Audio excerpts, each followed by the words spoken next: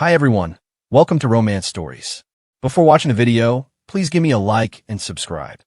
Thank you very much. On the very day of my wedding to my wife, Mia, her childhood friend burst into object. He pointed a finger directly at my nose and barked insults, calling me a useless loser who was good for nothing but his bank account. My wife, however, refused to leave with him. He proceeded to make a massive scene, turning the ceremony into a chaotic spectacle that became the talk of the town.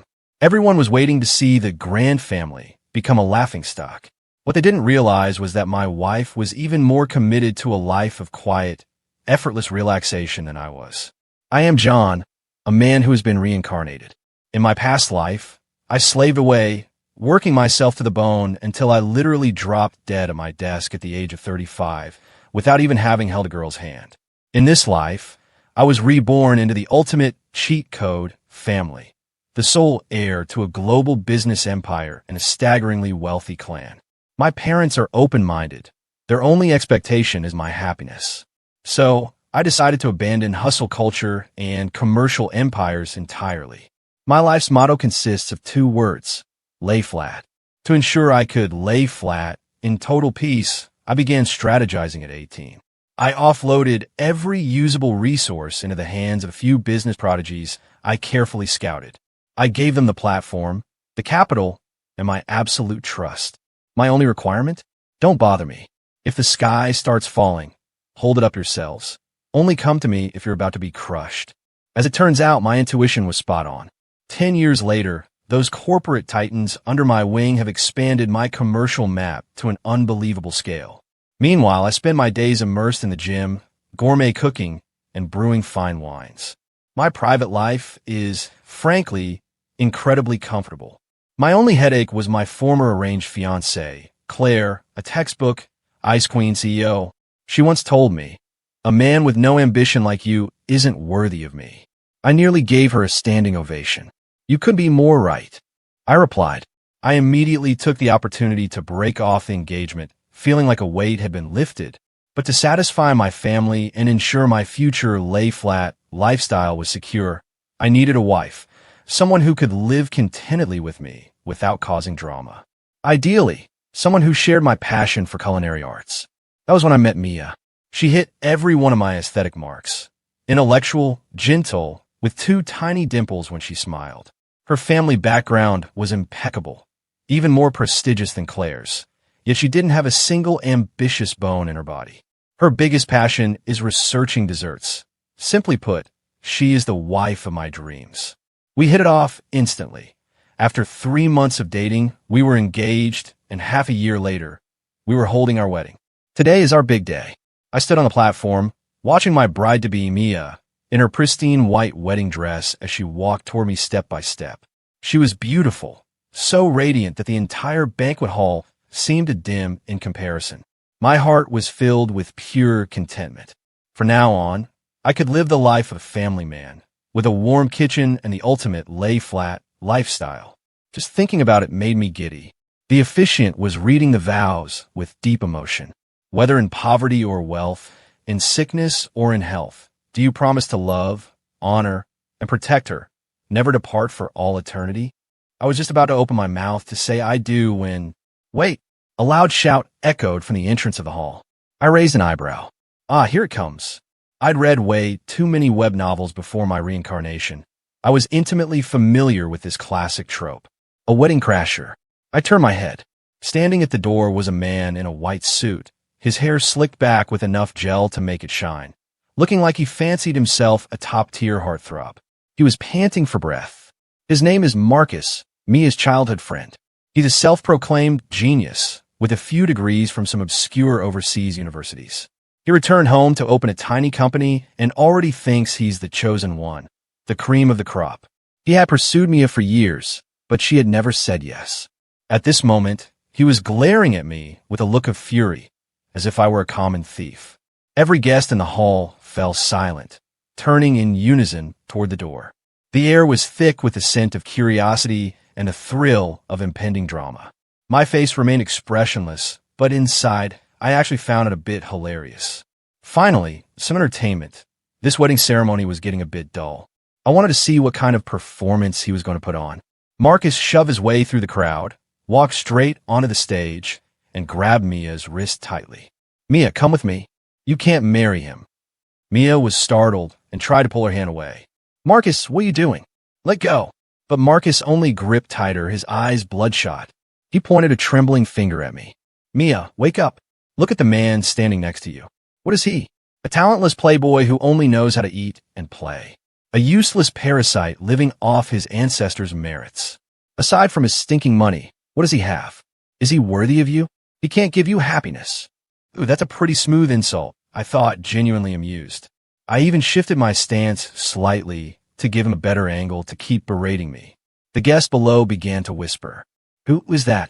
He's got some nerve causing trouble at a wedding of this caliber. I think it's Mia's childhood friend. He's always been obsessed with her. Now, this is a show worth watching. John is famous for being a slacker who doesn't care about business. He deserves to be scolded. Exactly.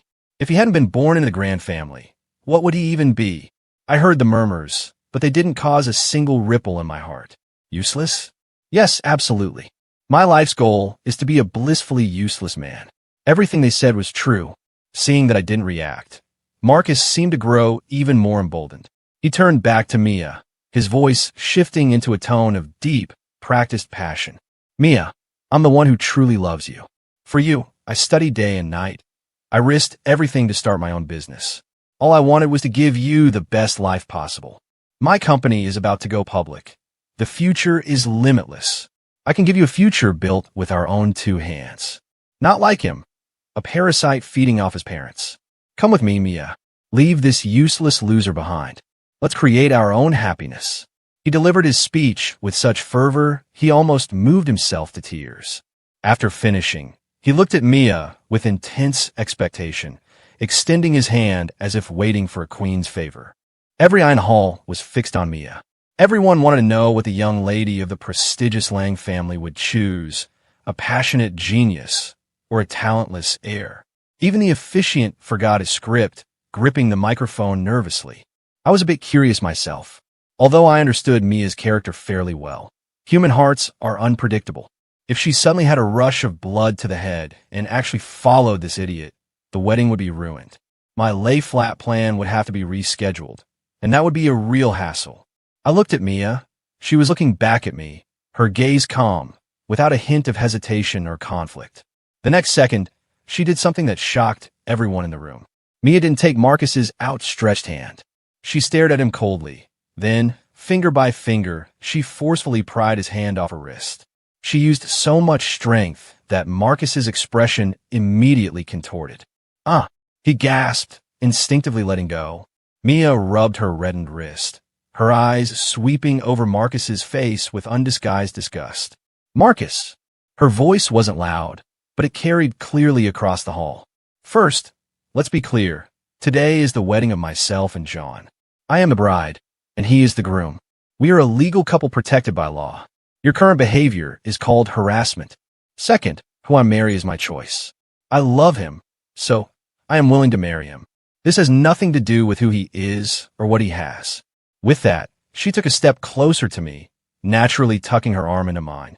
That small gesture was a silent, powerful declaration. I could feel her hand on my arm, steady, without even a hint of a tremor. The tiny shred of anxiety I'd been holding vanished instantly. Well done, wife. With combat skills like these, my effort in picking her from that sea of socialites certainly wasn't wasted. Marcus's face immediately turned the color of raw liver. He clearly hadn't expected his self-styled hero saves the damsel from the fire script to be flipped so brutally by the princess herself. Mia, how can you say that? He looked at her in disbelief, his voice shaking. You love him? What could you possibly love about him? That he was born into the right family? He's just a loser. Mia smiled. A faint, thin smile with a trace of mockery that was hard to miss. Useless? She tilted her head to look at me, then turned back to Marcus. In my opinion, a man who can master the art of laying flat to such a degree that he lived a life of absolute ease, and even makes those around him feel that same comfort, is not a loser. He's a genius. She paused, her tone becoming razor sharp. On the other hand, look at you, Marcus. You exhaust yourself every single day, constantly preaching about hustle and success. And what is the result? I've seen your company's annual audit. Your debt-to-asset ratio is 70%, and your cash flow is in critical condition. This going public of yours is nothing more than a pipe dream you've sketched out for investors. How exactly do you plan to give me happiness? With your mountain of debt. Marcus looked like a cat that had just had its tail stepped on. His fur stood on end. His company's financial reports, core secrets. How did Mia know about them? His handsome face cycled through shades of green and white. It was a truly impressive transformation. I leaned into Mia's arm, thoroughly enjoying the show. My wife was no simple woman. Not only was her fighting spirit fierce, but her information-gathering skills were top tier. It looks like my future laying flat sessions are going to be even more relaxed than I thought. Mia gave him no room to argue. I chose John not for his family background, nor for his money, but because being with him makes me feel comfortable and at peace. He never demands anything of me. He never forces me to be something I'm not. He remembers exactly which bakery I get my cakes from. He'll spend the whole day lounging on the sofa watching old movies with me, and he quietly brews ginger tea for me when I'm on my period. He might not be a success in the eyes of the world, but to me, he is the best husband I could ask for. Having finished, she turned her head to look up at me, her eyes sparkling like a night sky full of stars. John, do you still want to marry me? I looked at her, my heart stirring as a wave of warmth spread from the depths of my soul. In my past life, I was an orphan. In this life, though I have parents, their busy careers meant they provided for me more materially than emotionally. This was the first time a woman had stood so firmly by my side, protecting me, affirming me. It was a new sensation and an incredible one. I smiled and reached out to gently brush my hand against her face. Of course I do. My voice wasn't loud, but it was clear enough to ring through the silent banquet hall. Marrying you is the greatest blessing of my life. With that, I leaned in and gently placed a kiss on her forehead. Immediately, the room erupted into thunderous applause and cheers. The guests, who just moments ago were whispering and waiting for a scandal, now wore moved expressions as if witnessing the pinnacle of true love. Only Marcus stood there, frozen like a statue. Unpleasant, didn't even begin to describe his face. It was a volatile mix of humiliation, rage, and sheer indignation. Surely, in his entire life, he had never endured such absolute disgrace. Right on the stage he had so carefully chosen for his big moment, he had been utterly dismantled by the woman he loved and the rival he despised most. No, this can't be, he muttered, his eyes vacant. Mia, you've definitely been tricked by him. Seeing the opening, the officiant quickly jumped in to smooth things over. All right. A small misunderstanding has been cleared up. Let us proceed with the wedding ceremony. The security team, sharp as ever, stepped forward to escort the uninvited guest out. Just then, a cold female voice suddenly rang out from the crowd. What an interesting grand performance. I looked toward the sound and saw Claire standing not far away, holding a glass of red wine. Dressed in a black evening gown with exquisite makeup and an icy aura, she looked completely out of place in this celebratory atmosphere. Her gaze was like a frozen blade piercing through me, full of disdain and contempt. It was as if she were saying, John, this is the extent of your capability? You can only find a woman as unambitious as yourself to act out this boring love story? I simply raised an eyebrow at her and gave a silent, knowing smile. My ex-fiancée looks down on me? No problem. She'll have plenty of time to regret that later. Marcus, however, looked as though he had found a savior. He stumbled toward Claire like a drowning man clutching at straw. CEO Claire, did you see them? Claire shot him a cold glance, her eyes filled with nothing but disgust.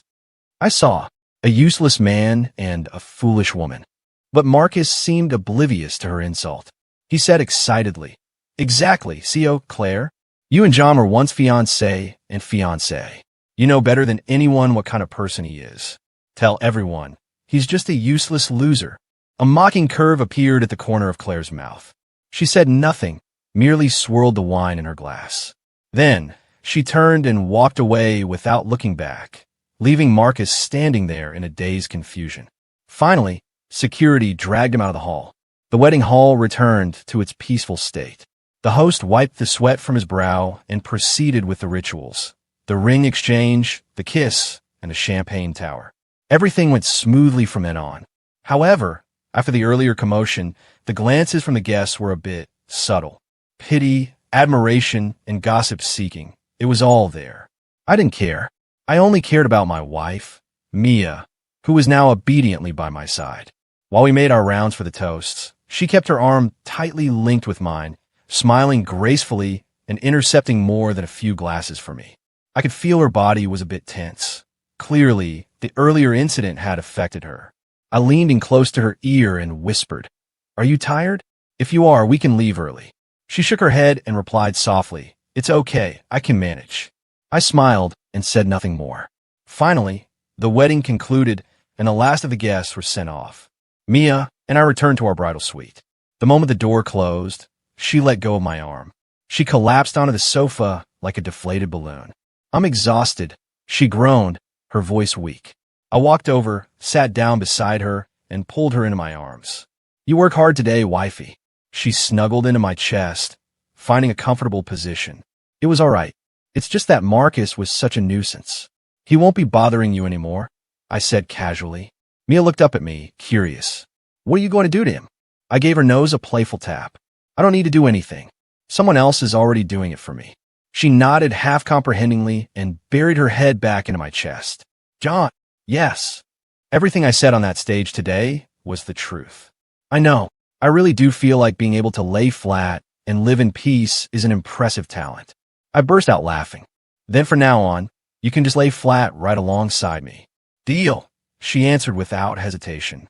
Then, as if suddenly remembering something, she sat up, her eyes sparkling. "Oh, by the way, that part where I stood up at Marcus today, did I look cool?" Looking at her, "Please praise me" expression, I couldn't help but laugh out loud. "Cool? How cool?"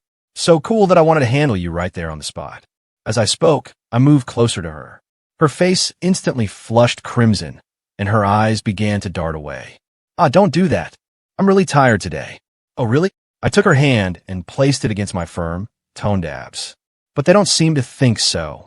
The moment Mia's fingers touched that solid, muscular sensation, she flinched, pulling her hand back as if she'd been burned. But it was too late. I shifted my weight, pinning her down against the sofa. "Wifey, a moment of a wedding night is worth 1,000 gold pieces. I think it's time we get down to business." The next morning, I woke up feeling incredibly refreshed. Mia was still fast asleep, curled up in my arms like a content kitten. Her long, curled lashes cast soft shadows in the morning light, and her expression was pure serenity. I leaned down and gave her a soft kiss on the forehead. The feeling, the scent, everything was perfect. This marriage was the bargain of a lifetime. I picked up my phone. My personal assistant, Mr. Chun, had sent a message half an hour ago. It seems Marcus's side has already started making moves. He's teamed up with a few minority shareholders and is planning to cause trouble at the Grand Group's board meeting today. I narrow my eyes. Moving fast, aren't we? He must have been triggered pretty hard. I lazily typed 2 words, "Handle it." Then I switched my phone to silent and tossed it aside. No matter how big the crisis, nothing was going to disturb the private world of my wife and me. Just as I set the phone down, the person in my arms stirred. Mia opened her eyes dreamily, froze for a split second when she saw me, and then a rosy flush quickly spread across her cheeks. "Good morning," she mammaled, her voice husky with sleep. My heart skipped a beat. "Good morning, wifey." I leaned in to steal another kiss, but she held up a hand to block my mouth. "No kissing. I haven't brushed my teeth yet." "I don't mind." "Well, I do." She pushed me away, blushing, and practically bolted into the bathroom. I watched her hurried retreat, feeling immensely entertained. So cute. I really want to tease her more. By the time Mia had finished her morning routine and stepped out, I had already ordered breakfast. The table was overflowing with a spread of Cantonese dim sum, shrimp dumplings, har gow, siu-mai, rice noodle rolls, and lotus leaf sticky rice. I had specifically asked our family chef to prepare these to ensure they were fresh and authentic. Mia's eyes lit up. "Wow, so much good food," she cheered, rushing to the table. "Shrimp dumplings are my absolute favorite." Watching her eat with such gusto and satisfaction made my own mood soar. As it turns out, choosing a foodie for a wife was the best executive decision I ever made. After breakfast, Mia made a suggestion. Let's go to the movies today. There's a new indie film out that's getting rave reviews. Sure, I agreed without a second thought. After all, I didn't have anything to do today. Actually, let's be honest, I never have anything to do. The two of us changed our clothes and were just about to head out when my phone rang. It was Assistant Chun. I furrowed my brows, feeling a flicker of annoyance. Hadn't I made it clear that no matter how big the crisis was, they weren't to disturb me? I picked up my tone none too pleased. What is it? On the other end, Chen's voice was as calm as ever, though it carried a hint of suppressed excitement. Boss, everything has been settled. Marcus's cash flow has been completely cut off. The minority shareholders who were conspiring with him have all withdrawn their capital. Right now, the banks are likely knocking on his door to collect. Oh, and one more thing. The video of him making a scene at the wedding yesterday has gone viral. We gave it a little extra push ourselves. Now the entire internet knows he's a clown who failed to steal someone else's bride and then threw a temper tantrum. I see. And it looks like the Claire Group has also made a move. They blocked several of Marcus's projects. Their tactics were even more ruthless than ours. Hearing this, I was a bit surprised. Claire? Didn't she despise me? Why would she help? Assistant Chin seemed to anticipate my confusion. Boss, CEO, Claire likely felt that a nobody like Marcus daring to provoke the man who was once her fiancé was a direct slap to her own face. I suddenly understood. So that was it. That Ice Queen CEO was still as fiercely protective of her own pride as ever. But this saved me quite a bit of effort. Well done, I offered a rare word of praise. Chen's voice turned giddy on the other end. Thank you for the compliment, boss. I will definitely keep working hard and won't fail your expectations. Yeah, no need to go overboard. I hung up. Mia was looking at me with an expression full of curiosity. What's wrong? Something at the company? It's nothing, I said, slipping the phone back into my pocket. Just a minor nuisance that's been taken care of. Oh, she nodded, asking no further questions. This unconditional trust felt incredibly comfortable. Weren't we going to see a movie? Yeah. The two of us drove to the largest cinema in the city center, bought tickets, popcorn, and sodas just like any other normal young couple. The film was an indie art piece designed to be a real tearjerker, telling the tragic story of a pair of lovers who endured endless hardships only to fail to be together in the end. Halfway through, Mia was already sobbing quietly beside me. Feeling a bit helpless, I pulled a tissue from my pocket and handed it to her. She took it, blew her nose, and leaned her head against my shoulder. John, they're so pitiful, she sniffled. Yes, I replied half-heartedly. I really don't feel much of anything when it comes to those sappy, sentimental love stories. Tell me, do you think we'll ever end up like them? She suddenly asked. Separated in the end because of all sorts of misunderstandings and obstacles. I tilted my head to look at her. Her eyes were still red from crying. No, I answered firmly. Why? Because there will be no misunderstandings between us. I paused for a beat before adding. Even if one cropped up, I'd crush it in its tracks before it could grow. As for obstacles, I let out a soft laugh. Do you really think there's anything in this world that can stand in my way? My voice was calm, as if I were merely stating a self-evident truth. Mia froze, looking at me with a strange glint in her eyes. In that moment, she seemed to glimpse something different beneath the surface of this useless man. The movie ended, and we walked out of the theater. Mia was still feeling a bit somber. To cheer her up, I suggested we go for those French desserts she loves so much. Sure enough, the moment food was mentioned, her eyes lit up again. We headed to the pastry shop. We had just sat down when we heard a chorus of suppressed gasps from the neighboring table. Look, isn't that John from the Grand Group? It is him. Is that his new wife next to him? She's gorgeous. Oh my God, they look even better in person than in photos. Such a perfect match. Mia and I exchanged a look of mild resignation. It seemed yesterday's wedding-crashing drama had made us local celebrities. We pretended not to hear and lowered our heads to order. Just then, a bolder voice rang out. Have you guys seen the hot searches? The topic, John refuses to wake up today, has already hit #1. I saw it. I'm dying laughing. I heard there was a massive board meeting at the Grand Group this morning, but the heir didn't even bother to show up. He stayed home to go on a date with his wife. That's not all. I heard that Marcus guy who tried to crash the wedding, his company went bankrupt today. He's being cornered at his office by banks and debt collectors. It's a total mess. Really? That fast? 100%. They say both the Grand family and the Clare Group made a move. Even God couldn't save him now. Damn, John looks like a total slacker. But is he actually that ruthless? You don't get it. This is called winning while lying down. He doesn't even have to lift a finger. His subordinates handle everything perfectly. This is the ultimate power move. Seriously, useless husband on the surface, big boss controlling the whole board behind the scenes. Mamma mia, I ship this couple so hard. Me too. Handsome, wealthy, and dotes on his wife so much he skips board meetings just to hang out. What kind of fairy tale husband is this? The girls at the next table were getting more excited by the second, their voices rising in pitch. Mia's face was so flushed it looked like it might actually start bleeding. She kept her head down, desperately wishing for a hole to crawl into. I found the whole scene rather entertaining. I looked up and gave those girls a small, effortless smile. The moment they saw me smile, they collectively gasped, covering their mouths with wide, starstruck eyes. He looked at me. He actually smiled at me. I'm dying. How could someone be that handsome? That's it. I'm a fan for life. I pull my gaze back to the blushing woman across from me. Wifey, I teased, it seems I've gathered quite the fan club. Mia shot me a reproachful glare. It's all your fault. My fault? For what?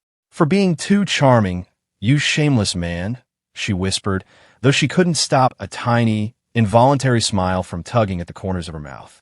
Our desserts were served promptly, delicate macarons, a velvety sweet mousse, and a steaming hot latte. Mia's mood improved visibly. She picked up a small fork, scooped up a bit of cake, and brought it to my lips. Open up.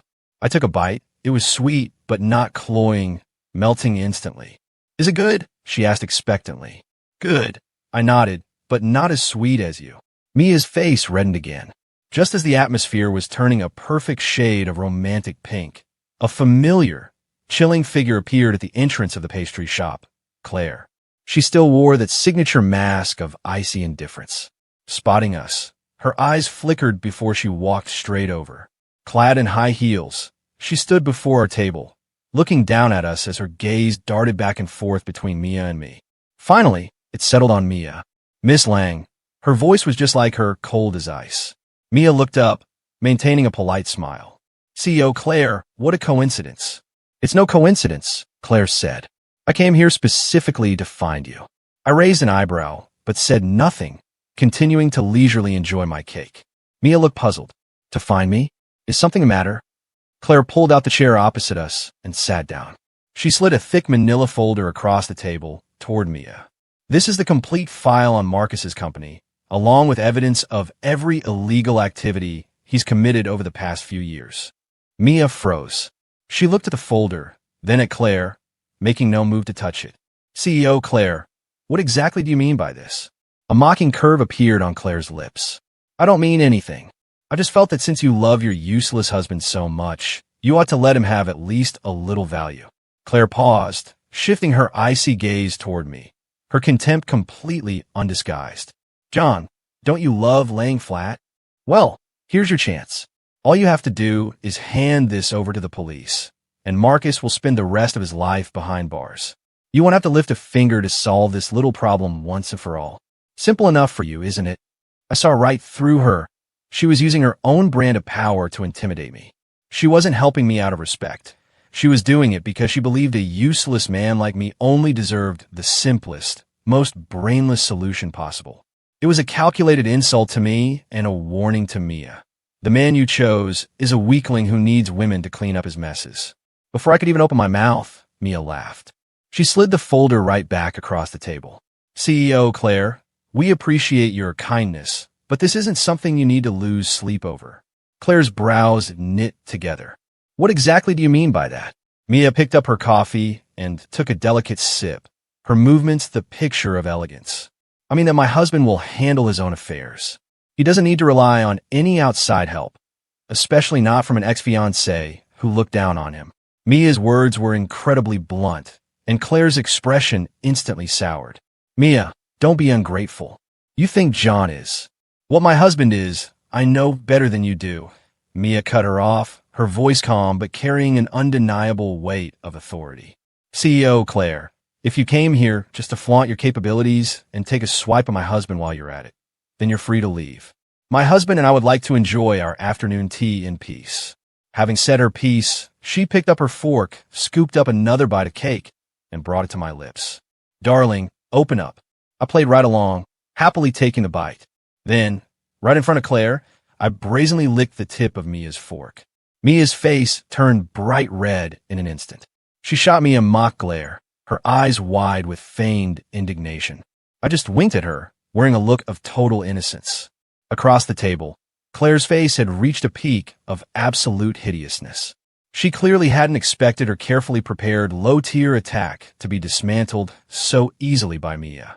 Furthermore, she hadn't expected to be force-fed a giant bucket of dog food, a public display of affection, by the two of us working in tandem. She glared at us, her chest heaving with suppressed fury. It took a long moment before she finally hissed through gritted teeth, "Fine. Very well, Mia. I want to see just what kind of talent this man you chose actually has. I hope you don't come crying to me later, begging for help." She snatched up the file, stood abruptly, and stormed out without a single backward glance. The sharp clack, clack, clack of her high heels on the floor seemed to broadcast her fury to the entire room. Watching her angry retreat, I felt a wave of pure satisfaction. My wife truly is my ultimate protective charm. I turned back to look at Mia. She was still blushing, not quite daring to meet my eyes. "Wifey," I teased, "what was it all about just now?" She lifted her chin with a touch of pride. Finally realized how cool I am, and who was the one busy flirting and charming those girls by the door earlier. So, she was still a little jealous. I leaned in close to her ear and whispered, "I only save my sparks for my wife." "Then why did you lick my fork like that?" Her voice was small and soft. "Because I wanted a taste of you." I lowered my voice even further, my breath grazing the shell of her ear. It turned a shade of dusty rose almost instantly. "You rogue," she mammaled, but she didn't pull away. Looking at her, so adorable, caught between embarrassment and a lack of resistance, that deep urge in my heart began to stir again. I reached out and took her hand under the table. It was cool and soft. I threaded my fingers through hers one by one and squeezed. Her body gave a tiny shiver, and I could feel her pulse quickening. "The movie wasn't that great," I said. "Let's go home." "Home? To do what?" "To see something much better." I used my thumb to gently stroke the back of her hand. Her face was now so red it looked ready to drip blood. She bit her lip, hesitating for a long moment before finally giving a tiny nod. "Okay." On the drive back, Mia was very quiet. She leaned against the passenger seat, watching the city scenery blur past the window. The flush on her cheeks hadn't faded one bit. The atmosphere in the car was delicate, as if pink bubbles were floating through the space. The moment we stepped inside, I pressed her back against the door. "Welcome home, wifey," I murmured before leaning down to kiss her. This kiss didn't have the tentative probing of our wedding night. It was full of tenderness and a lingering hunger, as if I were savoring the finest dessert. From her lips to her chin, then down to her slender neck. Mia offered a bit of resistance at first, but she quickly went limp under my touch. She wrapped her arms around my neck, responding with a soft moan. "John," she whispered, her voice trembling. "I'm here." I held her, kissing her from the hallway all the way into the bedroom, gently laying her down on the soft, oversized bed. I propped myself up above her, looking into her dazed, shimmering eyes. "Let's try something different today, okay? 10,000 words omitted here. Please use your imagination." After the storm of passion, the sky had turned pitch black. Mia was so exhausted, she didn't want to move even a single finger. She lay face down on the bed like a little boneless kitten. I held her from behind, resting my chin on the crown of her head. Aren't you hungry? I'll go cook something," I whispered. She gave a weak, faint hum of agreement. "What do you want to eat?" "Whatever you want. Anything is fine." I smiled, pressed a kiss against her bare back, and got up to head to the kitchen. Though I'm a lazy man by nature, I never cut corners when it comes to food. I wouldn't claim to be a master of the 8 great schools of Chinese cuisine, but I'm more than proficient at standard home-cooked meals. I opened the fridge and scanned the ingredients. Pork ribs, corn, winter melon. Corn and winter melon pork rib soup it is. I'd add a plate of stir-fried greens and an omelet for a balanced, nutritious meal. I tied on my apron and began prep work, chopping vegetables, parboiling the meat, and setting the soup to simmer. My movements were crisp and fluid, without a hint of hesitation. Just as I was focusing on the soup, a pair of soft arms wrapped around my waist from behind. Mia had woken up without me noticing. She was wearing nothing but one of my white dress shirts, which left her long, slender legs completely exposed. Hugging me from behind with her face pressed against my back, she sniffed the air like a little puppy. It smells so good. My body stiffened. This woman is playing with fire. I turned off the stove, spun around, and pinned her between my chest and the kitchen counter. Why didn't you sleep a little longer? My voice was a bit hoarse. She looked up at me, her eyes sparkling. I couldn't sleep. I wanted to see what delicious things you were making. With that, she stood on her tiptoes and gave my chin a light kiss. Darling, you look so handsome when you cook. I took a deep breath, trying to suppress the wicked fire beginning to flare up inside me. Mia, I'm warning you, don't provoke me. But she seemed to ignore my warning entirely. On the contrary, her smile grew even more playful. She poked my chest muscles with her finger. And what if I do? You want to bully me again? There was a faint, unmistakable hint of provocation in her tone. I narrowed my eyes. This little vixen is getting bolder by the day. It seemed I hadn't worked hard enough last night. I hoisted her up and sat her down on the cold stone countertop. She let out a small cry of surprise and instinctively wrapped her legs tightly around my waist. The collar of the white shirt fell open, revealing her delicate collarbones and a stretch of snow-white skin. My Adam's apple bobbed as I swallowed hard. My voice was now a thick rasp. You're forcing me to make a mistake. She looked back at the fire burning in my eyes. She finally seemed to realize the danger she was in. Shrinking back slightly, she murmured, I just wanted to see you cook, that's all. The food can wait, I growled, lowering my head to capture her lips. Right now, I want to eat you first. 10,000 words omitted here. By the time the two of us finally emerged from the kitchen, the night was pitch black. That pot of pork rib soup had long since gone cold. Mia had been teased and tormented to the point where she could barely stand. In the end, I had to carry her back to the bedroom. We ended up just ordering some takeout for a quick meal. After eating, Mia dove straight under the covers, declaring she would sleep until the earth stopped spinning. I watched her childish antics and laughed helplessly. I picked up my phone to handle a bit of the backlog from today. As soon as I opened it, I saw dozens of unread messages from Assistant Chen. Boss, Marcus is acting like a corner dog. He hired a fleet of internet trolls to spread rumors online, claiming you're a bully who used underhanded tactics to steal his lover and crush his company. Currently, public opinion is turning against you. A lot of netizens who don't know the truth are swearing at you. Boss, do we need to handle a PR crisis? Boss, are you there? Boss, are you with the madam again? I read the messages without even flickering an eyebrow. Trolls? Public opinion? Child's play. I replied with 4 words, don't bother with him. Then, I opened Weibo and logged into an account I hadn't touched in ages. I composed a new post. The cakes my wife picks out are the best in the world. Below it, I attached a photo I'd snapped of Mia eating cake at the shop this afternoon. In the photo, she was blooming with a radiant smile, her eyes full of love, while I looked on with a face full of satisfaction and doting affection. Once posted, I tossed the phone aside and slid under the covers, pulling my soft, fragrant wife into my arms from behind. No matter how big the issue, nothing is more important than holding my wife while I sleep. As for that jumping bean Marcus, let him struggle a bit longer. After all, the more enthusiastically the clown performs, the more the audience enjoys the show. And I happen to be the most prestigious VIP guest. The next morning, I was jarred awake by a series of frantic death calls from Assistant Chen. I fumbled for the phone with my eyes closed and swiped to answer. My tone was extremely irritated. Assistant Chen, I believe I told you. Only call me if the sky is falling. On the other end, Chen's voice was so agitated it nearly cracked. Boss, it's collapsed. The internet has actually collapsed. Boss, you need to check Weibo right now. You're famous. You and the madam are globally famous. I furrowed my brows, sat up, and opened Weibo. Immediately, I was dazed by the sheer, exaggerated volume of shares and comments. The post I had lazily tossed up yesterday had gone viral overnight, exploding with over 1 million shares.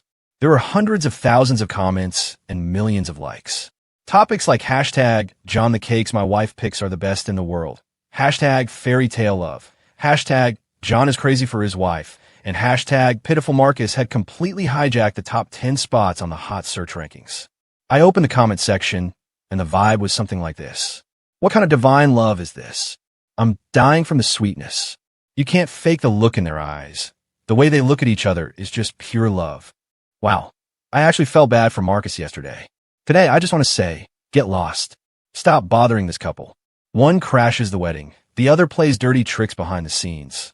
That Marcus guy clearly isn't a good person. It makes sense why a goddess like Mia chose John. Didn't you guys notice? John's Weibo handle is refusing to wake up today, and his bio says his life's ideal is to be a useless man. Yet the only person he follows is Mia, and his only post is bragging about his wife. What kind of loyal puppy persona is this? I just found a real kicker. Everyone, go look at Mia's Weibo. Her handle is wanting to my fill today, and her bio says her life's ideal is to eat every delicacy under the sun. She also only follows John. Oh my God, what kind of divine matching handles and bios are these? I'm losing it. I ship this so hard. Oh my God, for real? I'm gonna look. Okay, I'm back, it's true. I'm dying. What kind of salty, sweet power couple is this? Too cute. I looked at these comments, the corners of my mouth twitching upward uncontrollably. This generation of netizens is actually quite entertaining. As I was scrolling, Assistant Chin's voice crackled through the phone again. Boss, because of your post, the tide has completely turned across the internet. Everyone who is swearing at you is now apologizing. The trolls Marcus hired have been drowned out by the spit of the netizens. But more importantly, Chin's voice jumped an octave. Under the influence of your and the madam's lay-flat couple image, our lifestyle brands, the ones focused on relaxation, opened with their stocks hitting the daily limit. Especially our new self-heating sticky rice product. Because of that image of you being a capable husband in the kitchen yesterday, orders have exploded. The factory is having to work overtime through the night. Is this even possible? I just wanted to show off my relationship and annoy Marcus a bit. How did I accidentally drag the company's stock price to the moon? This generation of shareholders is far too sentimental. Boss, you are now the living god of wealth for our company. In the future, please post more of your daily life with the madam. I guarantee our year-end financial report will double. I replied with a deadpan voice. Get lost. Then I decisively hung up, wanting to work overtime to build a brand persona. In your dreams, I set the phone down and turned around, only to meet Mia's bright, shimmering eyes. She had woken up at some point and was lying in bed, smiling mischievously at me. Good morning, living god of wealth, she teased. I felt my face heat up. You heard all that? Yeah, she nodded. I didn't expect it, John. You actually have quite the business brain, don't you? One post, and the stock hits the limit. If you actually put in some real effort, who knows what would happen? Don't. I leaned in. Don't even joke about me putting in effort. She giggled, dodging into my arms. I was wrong. I was wrong. President John, have mercy. The two of us played around for a while before finally dragging ourselves up to wash our faces. Over breakfast, Mia was scrolling through her phone, laughing so hard she was nearly leaning over. John, look at this. Netizens are truly on another level. She handed the phone to me. They've dubbed us the Mia-John couple and even started a dedicated fan forum. It's already got hundreds of thousands of followers. They're calling us the icons of the lay-flat movement and the salted fish sovereigns. Someone even edited a video of Marcus's wedding scene side by side with your Weibo post. The title is The Clown's Carnival versus The King's Disdain. Ha ha ha. I'm dying. I watched her laughing until she was doubled over and couldn't help but laugh along. As long as she was happy, nothing else mattered. Just then, my phone rang. It was an unknown number. I picked up, and a voice dripping with fury exploded on the other end. John, you lowlife, you absolute piece of trash. What the hell do you want from me? It was Marcus. Judging by the strength in his voice, The debt collectors hadn't driven him to jump off a building just yet. I replied lazily, "Oh, it's you. Is there a problem?" Marcus sounded like he was about to breathe fire. "You're asking me what the problem is? What you did to my company. Don't think I don't know. And all that crap on the internet. That was your dirty trick too, wasn't it?" "Yep." I admitted it point blank. It's not like he had any evidence. Marcus choked on my blunt response, which only fueled his rage further. You're shameless."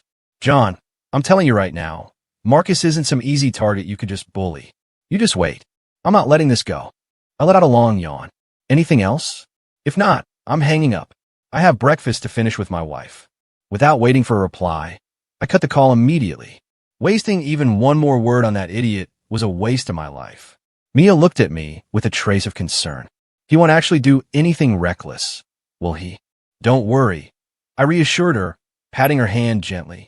"A corner dog can only bark so much. He won't be jumping around for much longer." As we were talking, the doorbell rang. I felt a bit puzzled. Who would it be at this hour? I walked over and checked the video intercom screen. I stood there, momentarily stunned. The person at the door was none other than Claire. Today, she wasn't in her usual corporate power suit. She was wearing casual sportswear with her hair tied back in a ponytail. She looked a bit more spirited than usual, but her face remained as icy as ever.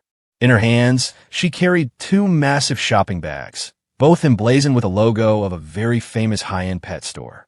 "What's she doing here?" I opened the door. Before I could even speak, she said coldly, "Move." She strode into the house as if she owned the place, set the two large bags on the floor, and pulled out a fluffy, round ragdoll cat with an innocent-looking face. The cat had sky-blue eyes and a tiny pink nose. It was so adorable it was practically a crime. Clutched in Claire's arms, the kitten seemed a bit frightened, burying its small head into her chest. Mia and I were both speechless. What was happening? The Ice Queen, Claire personally delivering a kitten?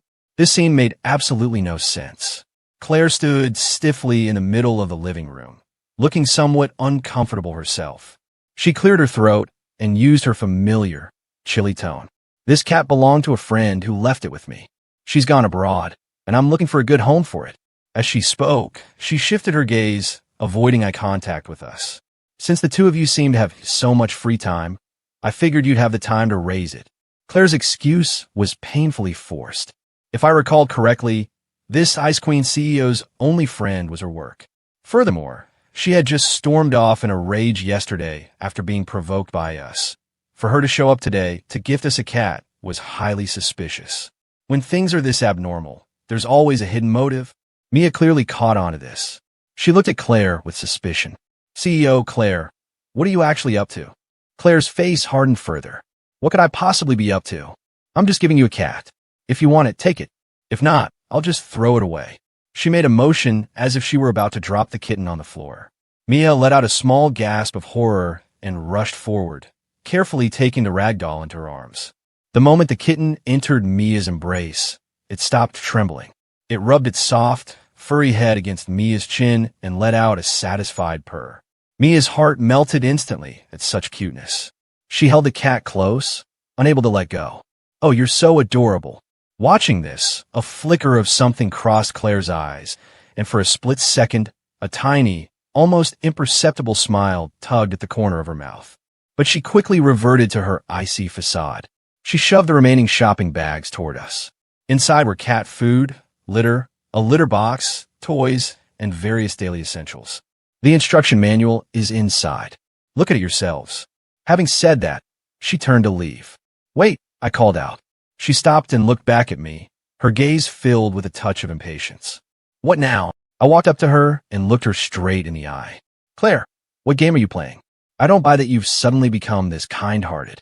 She stared at me, silent for a few seconds, then suddenly laughed.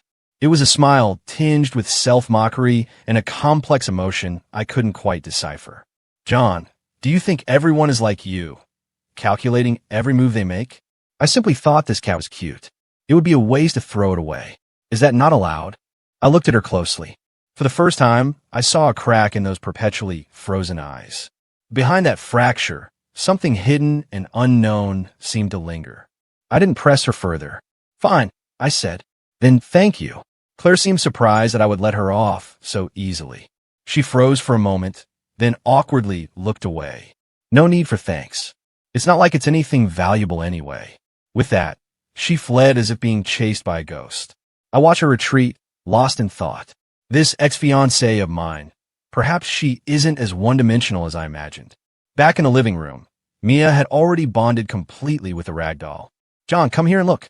It's so well behaved. Let's give a name. What should we call it? How about Sugar? I hope that in the future, it can be just like you, lying around every day without a care in the world. Well, thank you for that, I joked. And so, our family gained a new member, Sugar. Sugar's arrival added plenty of joy to our salted fish lifestyle. Mia transformed completely into a devoted cat mom, spending every day hugging, kissing, and petting Sugar without ever letting go. As for me, I became the official pooper scooper. But seeing Mia so happy every day made the scooping worth it. The days passed in a blur of cat petting, gourmet food, and indescribable activities, quiet and sweet. On Marcus's end, things had quieted down significantly.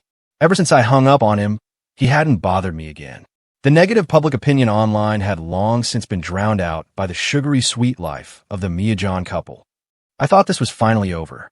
But a week later, Assistant Shun called me again. Boss, Marcus is making a new move. His voice was heavy. He seems to have lost his mind. He mortgaged all his remaining company shares for a massive sum of cash and used it to hire a group from the black market. Their target seems to be the madam. My eyes turned razor sharp. What did you say? The temperature in the room seemed to drop several degrees. On the other end of the line, Assistant Chin shuddered. Boss, please stay calm. I've already dispatched security to protect the madam 24/7. I absolutely won't let anything happen to her. But Marcus is determined to go down swinging this time. A death or glory gamble. I see. I cut him off. Send me the information on that group. Also, give Marcus a message. I paused, enunciating every syllable. The game is over. I hung up, my face darkening with a fury that felt like a gathering storm. Marcus, of all the things you shouldn't have done, thousands, tens of thousands of things, you dare to target Mia. You've crossed my final line. I walked to the window and looked down at the sprawling city traffic. My gaze, usually lazy and leisurely, was now as sharp as a blade. It seemed it was time to let a few people know exactly why I, John, had been able to lay flat so peacefully all these years. Mia had recently become obsessed with baking. She bought a mountain of molds and ingredients online and spent every day clattering away in the kitchen. Today, she planned to make butter cookies. I leaned against the kitchen door, watching her in her cute apron, focused on kneading the dough. Sunlight streamed through the window, coating her in a layer of golden light. It was such a peaceful scene. If I didn't know there were eyes lurking in the shadows, it would have been perfect. Darling, come help me for a second. Mia waved me over. This dough is too stiff. I can't knead it. She pouted, looking genuinely distressed. I walked over and embraced her from behind, taking her hands in mine. Let me teach you. I guided her hands, kneading the dough together. Warmth radiated from our palms. I could feel her body tensing slightly as her heart rate began to climb. Focus, I whispered into her ear. Oh. She blushed, no longer daring to let her mind wander. The dough was soon finished. Mia used small molds to cut out adorable bear shapes, then carefully placed them in the oven. While waiting, she was like a child anticipating a gift, crouching right in front of the oven door. Do you think they'll turn out okay? They'll be perfect. What if they burn? If they burn, I'll still eat them. She turned her head and gave me a sweet smile. You're so good to me. I smiled back but said nothing. The phone in my pocket vibrated. A message from Assistant Chin. Boss, the fish has bitten the hook. A glint flashed in my eyes. I replied with a single word. Real. The oven gave a sharp ding. Mia cheered, pulled on her oven mitts, and took out the tray. The golden butter cookies emitted a tempting, milky aroma. Success. She picked one up, blew on it gently, and brought it to my lips. Quick, taste it. I made it myself. I took a bite. It was sweet, fragrant, and delicious. I knew it. She popped one in her own mouth, her eyes curving into crescents. My phone rang again. I signaled to Mia that it was Assistant Chun and stepped out onto the balcony to take the call. Boss. Chin's voice was thick with suppressed excitement. We got them all. Not a single one escaped. Marcus was right there with them. He was using binoculars to watch the madam from the building across from your house. When our men stormed in, he was so terrified he literally wet himself on the spot. We also found a handgun and a canister of gasoline in his car. Hearing that, my gaze turned completely glacial. A gun, gasoline. His intentions were crystal clear. Boss, how do we handle this? Chen asked. You've secured all the evidence? Don't worry, boss. We filmed the whole thing. We have the witnesses and the physical evidence. Attempted kidnapping, illegal possession of a firearm, and intent to commit arson. It's enough to keep him behind bars until he rots. I looked at Mia in the living room, holding sugar and feeding the kitten tiny pieces of cookie. My voice was like ice. Send him to prison. As for the rest of the Marcus family, I don't want to hear that name in this city after tomorrow. Understood, boss, Chen replied decisively. I hung up and took a deep breath to stabilize my emotions. By the time I walked back into the living room, my familiar, lazy smile was back in place. What's my wifey up to? I'm feeding Sugar some cookies, Mia said without looking up. I walked over and embraced her from behind. Are the cookies really that good? I want some too. They're all gone. The last piece went to Sugar. Is that so? Well, I don't care. I'm gonna my bite one way or another. I acted spoiled, and Mia turned her head back helplessly. Then what are you going to eat? I lowered my head and kissed her lips. You. The following day, a piece of shocking news blew the entire city wide open. The well-known businessman, Marcus, had been arrested by the police on suspicion of multiple crimes, including attempted kidnapping and illegal possession of a weapon. The Marcus Group declared bankruptcy overnight. Their stocks became nothing more than scrap paper. All their assets and rights were bought up at a rock-bottom price by a mysterious corporation.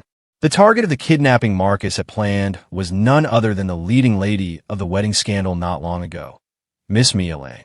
As soon as the news broke, the internet was in an uproar. Those who had previously pitted Marcus were now so shocked their jaws hit the floor. Holy cow, this plot twist is insane. Turns out he wasn't a domineering CEO chasing love, but a psychopathic criminal who wanted to destroy her because he couldn't have her. That's terrifying. Attempting a kidnapping in broad daylight? Is Marcus insane? Thank God he didn't succeed, or our goddess Mia. I don't even want to think about it. Now do you guys see why Mia didn't choose him and went with John instead? A woman's intuition is scary. John is the real big boss here, okay? Don't you see? Marcus gets arrested, and a second later his company goes bankrupt. If John isn't the one behind this, I'll livestream myself eating a desk. So this is a domineering CEO story after all. Touch my wife and I'll destroy your entire family. I love it. I'm locking into Mia John couple forever. Public opinion had completely shifted to one side. Meanwhile, the central figures of the drama, Mia and I, were leisurely playing video games at home. Darling, darling, save me.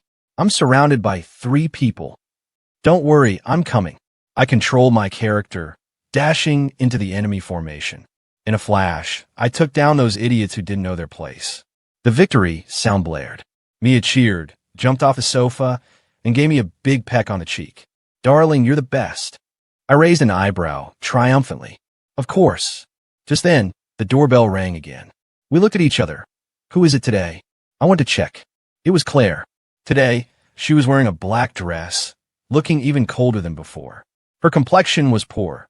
Her lips were pale, and there were faint dark circles under her eyes. I opened the door. She looked at me, her lips trembling as if she wanted to say something, but in the end, she remained silent. She simply thrust a thermos into my hands and turned to walk away. Hey, I called her back. She stopped but didn't turn around. What's this? I shook the thermos in my hand. Chicken soup, she said, her voice so soft it carried a hint of fatigue that was easy to miss. A few days ago, I noticed your wife seemed to like soup.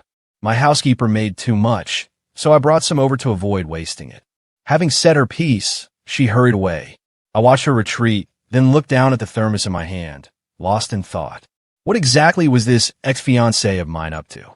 Was this a slap, then a candy routine, or was there another scheme afoot? I carried the soup back to the living room, and Mia curiously sidled up to me.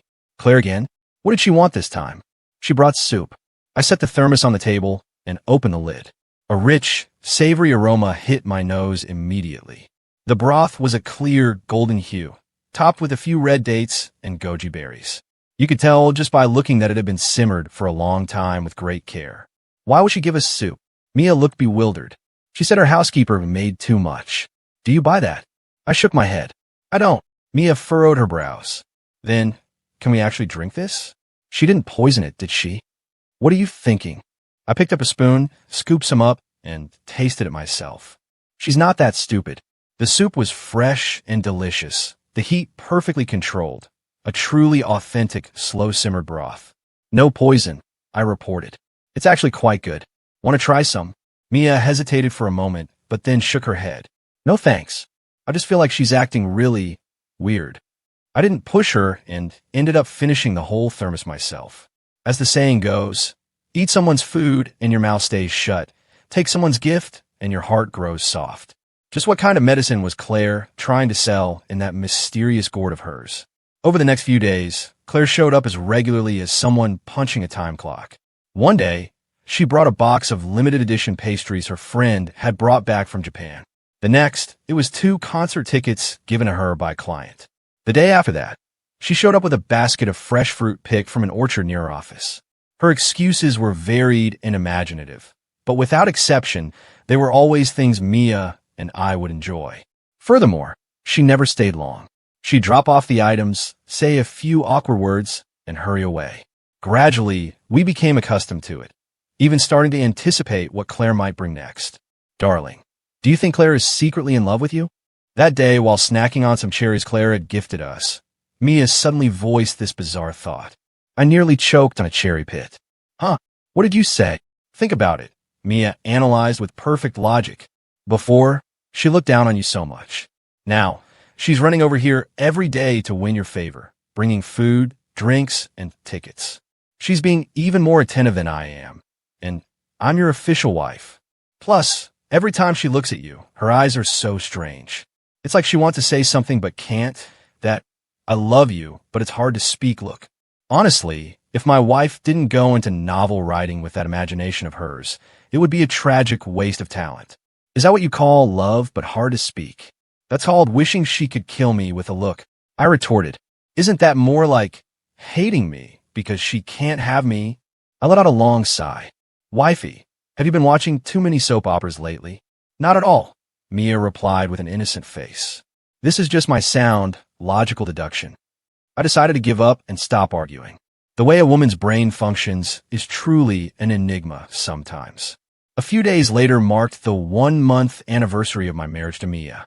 I had booked a table at a restaurant, planning to take her out for a bit of romance. But just as we were about to head out, Claire showed up again. Today, she was empty-handed, and her face was even paler than before. She stood at the door looking at me, her lips trembling for a long time before she finally managed to choke out a sentence. John, can I speak with you privately for a moment? Her voice carried a hint of a tremor, almost like a plea. Before I could say anything, Mia stepped in front of me like a little mother hen protecting her grain. CEO Claire, is there something you can't say in front of me? Claire looked at her, her eyes filled with complex emotions. Mia, this has nothing to do with you. How does it not? Mia refused to back down. He's my husband. His business is my business. Claire's eyes suddenly turned red. She bit her lip hard, seemingly using every ounce of strength to keep her tears from falling. I'm begging you. She looked at me, her voice catching. Just 5 minutes, please. Looking at her like this, I sighed. It seemed there was no avoiding it. I patted Mia's shoulder to reassure her. Wifey, go inside and wait for me. I'll talk to her for a moment and be right back. Mia gave me a reluctant look, shot a glare at Claire, and finally turned back into the house. I followed Claire down to the garden below the building. We sat on a long bench, and a heavy silence stretched between us. Finally, Claire was the first to speak. I'm sorry. Those 2 words were spoken so softly and quickly, it seemed as though she had summoned every bit of her courage to say them. I was a bit taken aback. I misjudged you, she continued, her head bowed and her voice dropping an octave. I thought you were a useless slacker, uneducated and only interested in pleasure. I thought you weren't worthy of me, and certainly not worthy of the Claire family's future. That's why I looked down on you, insulted you, and even said those things at your wedding. Until that day with Marcus. She looked up at me, her eyes full of shock and disbelief. I finally realized how wrong I was. To be able to turn a listed company into smoke and mirrors overnight. That kind of tactic, that kind of power, I realized even I couldn't do that. I finally understand. You aren't useless. You just didn't want to play the game anymore. You view everyone as chess pieces and the whole world as your playground. If you want to lay flat, no one can make you stand up. And if you want someone gone, they won't live to see the next day. She looked at me, and for the first time, her eyes held emotions that could only be described as fear and adoration. John, who exactly are you? I looked at her and gave a faint, thin smile. Me? I'm just an ordinary man who wants to live a quiet life with his wife. No, you're not, she countered vehemently. An ordinary person couldn't have done what you did. Then who do you think I should be? I asked back. My question left her speechless. Indeed, what did she expect me to be? A cold corporate machine who sacrifices everything for a career, like her? Or a delusional, obsessive madman chasing a shadow of love, like Marcus? She didn't know. She only knew that the man standing before her had completely overturned every perception she'd held for over 20 years.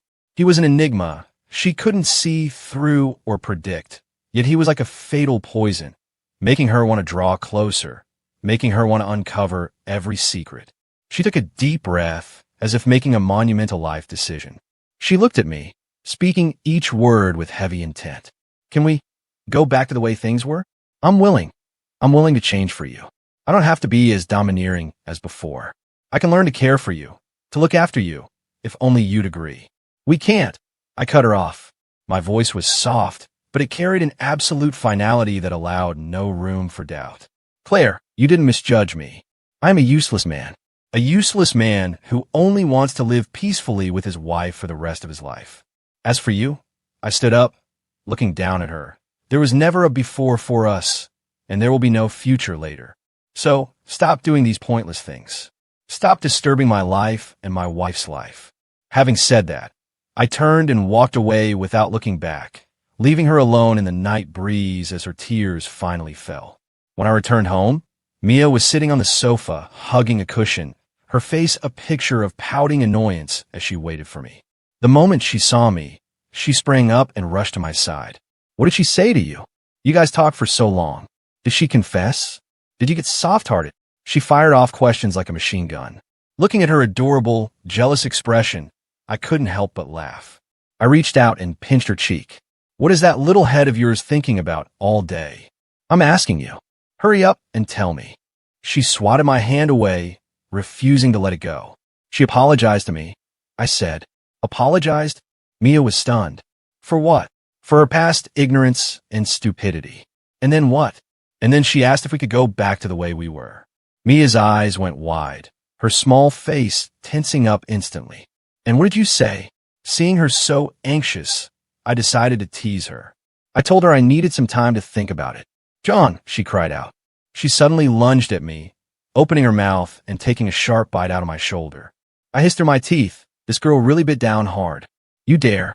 If you ever dare go back to her, I'll. She stammered for a long while, unable to come up with a threat heavy enough.